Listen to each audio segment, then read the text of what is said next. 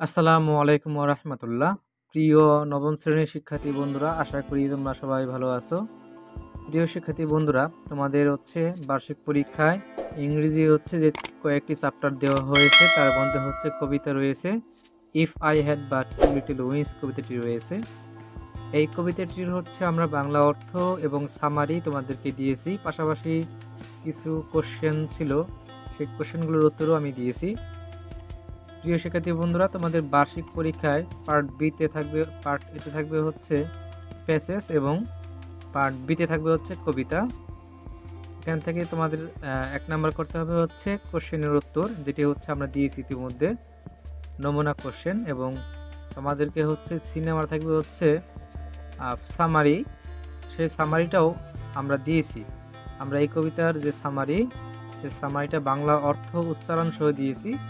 এবং তোমাদের বি নাম্বারে আসবে read the poem again and identify, খুঁজো 3 মেটাফোর্স, 3টা মেটাফোর অ্যান্ড 2টা simile used in the poem. এই কবিতার মধ্যে 3টা মেটাফোর এবং 2টা সিমিলি খুঁজো এবং then explain the purpose of their uses, এবং তার ব্যবহার কি করো, এক্সপ্লেইন করো, বর্ণনা করো। তাহলে মেটাফোর এবং সিমিলির এক্সপ্লেইনটা কি এক্সপ্লেইন করতে হবে। তো প্রিয় শিক্ষার্থী বন্ধুরা, এই কবিতাটা আমরা কোশ্চেন, সামারি, বাংলা অর্থ উচ্চারণ দিয়েছি। আজকে আমরা এই কবিতার যে মেটাফোর অ্যান্ড সিমিলি রয়েছে, সেইটি আমরা দিয়ে দিব। তো প্রিয় শিক্ষার্থী বন্ধুরা, এই আমাদের metaphor and simile and imagery.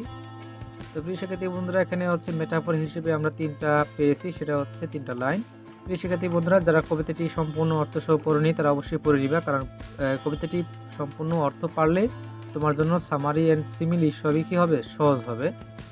এখানে কবিতাটার মধ্যে একটা লাইন ছিল, but thoughts like this are idle things, কিন্তু আমার সকল চিন্তা কি, অলস চিন্তা। এটা কিন্তু মেটাফোর হিসেবে ইউজ হয়েছে, কারণ এই যে অলসের সাথে কি করা হয়েছে, চিন্তার সাথে একটা তুলনা করা হয়েছে। থটস মানে চিন্তা, আর আইডল থিংস মানে কি, অলস চিন্তা।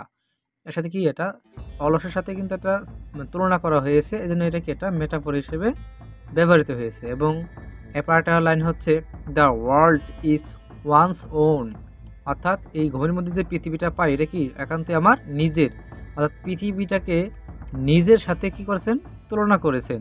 এটা কি একটা মেটাফোর। আশা করি তোমরা বুঝতে পেরেছো প্রিয় শিক্ষার্থী বন্ধুরা, এটা কি একটা মেটাফোর হিসেবে কি ব্যবহৃত হয়েছে। Sleep stage not thought a মনারাস বার্ড, এটা কি একটি মেটাফোর হিসেবে ব্যবহৃত হয়েছে। প্রিয় শিক্ষার্থী বন্ধুরা, এই মেটাফোর হিসেবে আমরা 3টা পেয়েছি। এবং সিমিলি একটাই, যে if I had but two little wings, এটা সিমিলি হিসেবে ব্যবহৃত হয়েছে। তো প্রিয় শিক্ষার্থী বন্ধুরা, আমরা মেটাফোর পেলাম এবং সিমিলিটাও পেলাম। অ্যান্ড ইমেজারিস মানে কল্পনা করা বা কাল্পনিক, আর সিমিলি মানে উপমা, এবং মেটাফোর রূপক অর্থ। হ্যাঁ, imageries if I had but two little wings, এটা কি ইমেজারি হিসেবে কি ব্যবহৃত হয়েছে। And but in my sleep to you I fly, কিন্তু আমি কি ঘুমের মধ্যে কি তোমার কাছে উড়ে যাই। এটাকে একটি ইমেজারি হিসেবে কল্পনা করা হয়েছে, কবি কল্পনা করেছেন, এটাও একটা imagery. It while tis dark on shoots on lids and still dream on, এটাকে একটি ইমেজারি হিসেবে কি ব্যবহৃত হয়েছে। প্রিয় শিক্ষার্থী বন্ধুরা, আমরা আইডেন্টিফাই করলাম যে মেটাফোর এবং সিমিলি এবং ইমেজারি আমরা আইডেন্টিফাই করেছি। এখন আমাদের কি করতে বললো, যে দেন তারপর explain the purpose of their uses, এবং তার ব্যবহারে কি এক্সপ্লেইন করো। এখন আমরা যেই মেটাফোর পেয়েছি এবং সিমিলি পেয়েছি অ্যান্ড ইমেজারি পেয়েছি, এটা আমাদের কী করতে হবে, এক্সপ্লেইন করতে হবে। তো প্রিয় শিক্ষার্থী বন্ধুরা, নিচে দেখা আমরা এইখানে এই 3টা দিয়েছি, এটা মেটাফোর অ্যান্ড ইমেজারি, সিমিলি, এটা কিন্তু আমরা দিয়েছি। এটা আমি বাংলা উচ্চারণ সহ বাংলা অর্থ সহ আমরা এখন দেখাবো। এটা এভাবে তোমাদের কিন্তু উত্তর করতে হবে। এখান থেকে অ্যান্সার শুরু, তোমাদের পরীক্ষা কিন্তু এখান থেকে অ্যান্সার শুরু হবে। এখান থেকে বক্সটা করবা, বক্সটা করার পর এই বক্সের বক্সটার নিচে তোমরা এই purpose of using metaphor, purpose of using imagery and purpose of using সিমিলিটা লিখে দিবে, এই পর্যন্ত লিখে দিবে, এই পর্যন্ত টোটাল। হ্যাঁ, টোটালটা কিন্তু লিখতে হবে। প্রিয় শিক্ষার্থী বন্ধুরা, মজার একটা বিষয় এই যে আমি যে পারপোজ অফ মেটাফোরটা দিয়েছি না, এবং ইমেজারি দিয়েছি, এই মেটাফর এবং ইমেজের যে পারপোজটা এটা কিন্তু তুমি সকল কবিতায় কিন্তু ব্যবহার করতে পারবা, যে কোনো কবিতায় এটা কিন্তু ব্যবহার করা যাবে। এটা একটি দারুণ কৌশল।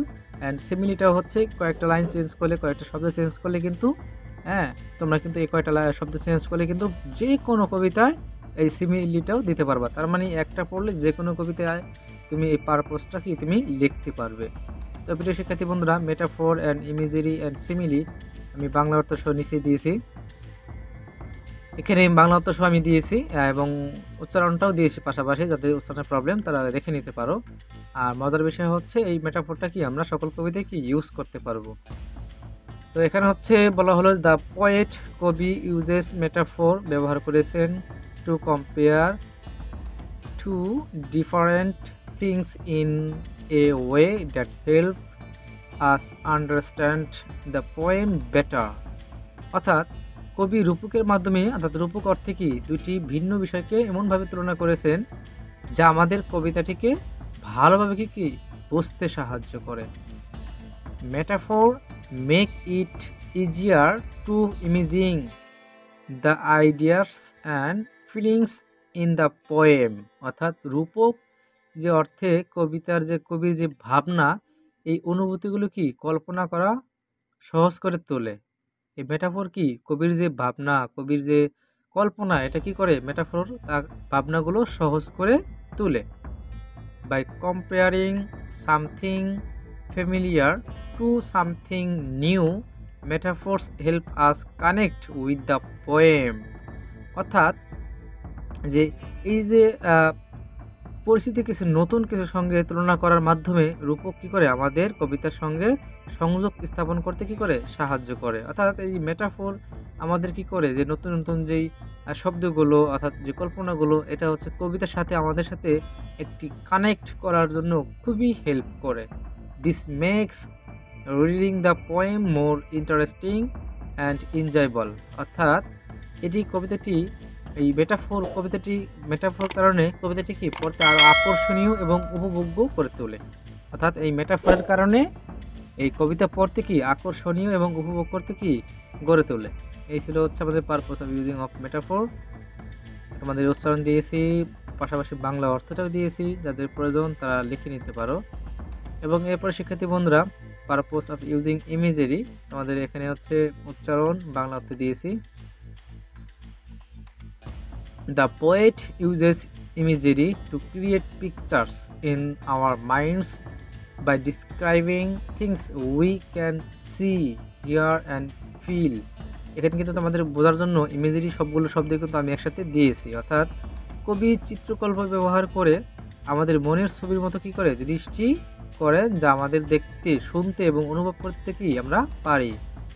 অর্থাৎ ক্যান সি দেখতে পারি, অ্যান্ড হিয়ার অ্যান্ড ফিল অর্থাৎ অনুভবও কি আমরা করতে পারি। This helps us understand the poem better and makes it more interesting. অর্থাৎ এটি আমাদের কবিতাটিকে কী করে আরও ভালোভাবে বুঝতে সাহায্য করে এবং এটি আকর্ষণীয় করে তোলে। Imagery makes the words come alive, so we can imagine what the poet is talking about.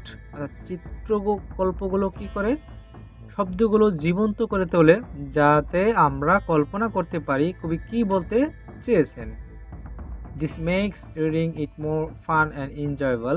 এটি কি কবিতা পড়ার অভিজ্ঞতাকে আরও আনন্দময় এবং উপভোগ করে তোলে। তো এই ছিল হচ্ছে আমাদের পারপোজ অফ ইউজিং ইমেজারি। তোমাদেরকে উচ্চারণ এবং বাংলা অর্থ দিয়েছি প্রিয় শিক্ষার্থী বন্ধুরা। এরপর হচ্ছে purpose of using simile. Simile যে পারপোজটা, এটা হচ্ছে the poet uses similes to compare two different things by using like or as. Like or as, এই লাইক এবং অ্যাজের মধ্যে কি দুটি শব্দের মধ্যে কি উপমা হিসেবে কি করছেন ব্যবহার করেছেন, কবি ব্যবহার করেছেন। এরপর হচ্ছে দিস হেল্প আস আন্ডারস্ট্যান্ড, আমাদের কি করে বুঝতে সাহায্য করে দ্য পোয়েম বেটার, যেটি হচ্ছে আমাদের কবিতাকে ভালোভাবে বুঝতে কি করে সাহায্য করে। Simile makes the description more relatable and feeling in the poem. অর্থাৎ উপমা কবিতার বিবরণগুলো কি করে আরও সম্পর্কযুক্ত এবং অনুভূতিপূর্ণ করে তোলে। বাই কানেক্টিং, সংযোগ করে, something we know to something new, similes help us feel closer to the poem.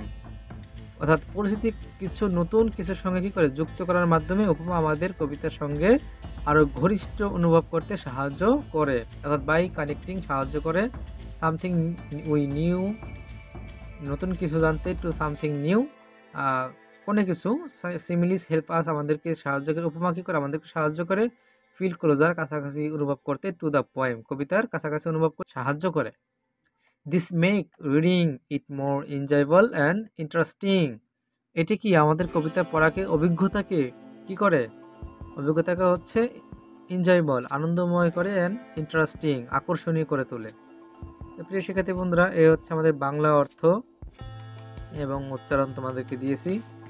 এই হচ্ছে আমাদের purpose of using simile and purpose of using imagery and purpose of using metaphor দিয়েছি তোমাদের, পাশাপাশি বক্সটাও দিয়েছি।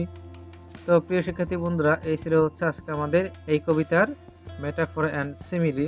প্রিয় শিক্ষার্থী বন্ধুরা, এরপরে তোমাদের বইয়ের আরেকটি কবিতা আছে যেটি বার্ষিক পরীক্ষা চ্যাপ্টারের মধ্যে রয়েছে, সেটি হচ্ছে হোপ কবিতা নামে পরিচিত, এমিলি ডিকিনসনের হোপ কবিতা। আমরা এই হোপ কবিতার কিন্তু তোমাদের নমুনা কোশ্চেন এবং তোমাদের নমুনা কোশ্চেন দিয়েছি এই হোপ কবিতার, এবং এই হোপ কবিতা তোমাদের মেটাফোর সিমিলি দিয়েছি, এবং এই হোপ কবিতার হচ্ছে আমরা সামারিটাও দিয়েছি এবং বাংলা উচ্চারণ অর্থ সহ।